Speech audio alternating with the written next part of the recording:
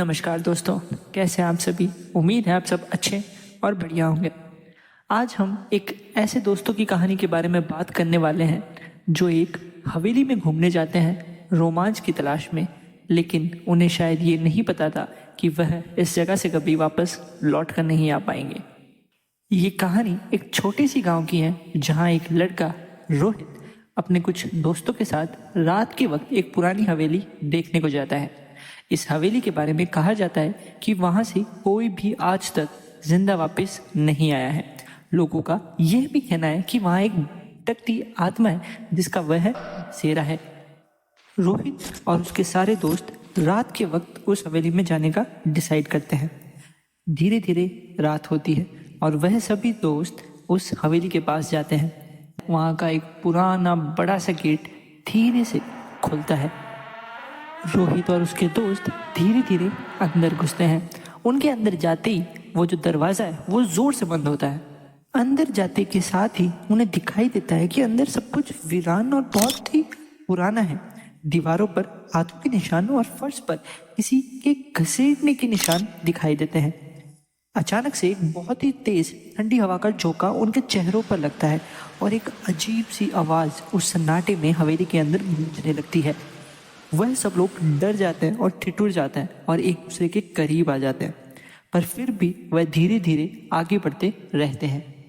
हवेली के अंदर जैसे ही वह धीरे धीरे आगे बढ़ते हैं तो वह सभी डिसाइड करते हैं कि वह सब एक एक कमरा तलाशेंगे। सभी दोस्त अलग अलग दिशाओं में जाने लगते हैं और जाके देखते हैं कि आखिर चीज़ क्या क्या है यहाँ पर। जैसे ही वह एक हम हवेली के कमरे में घुसते हैं, रोहित को एक पुराना आईना नजर आता है। रोहित दिलचस्पी से उस आईने के करीब जाता है।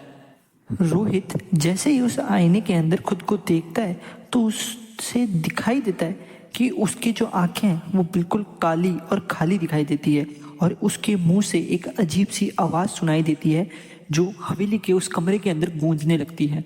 और वो आवाज़ चीख चीख कर यही बोल रही थी कि अब तुम भी यहीं रहोगे हमेशा के लिए।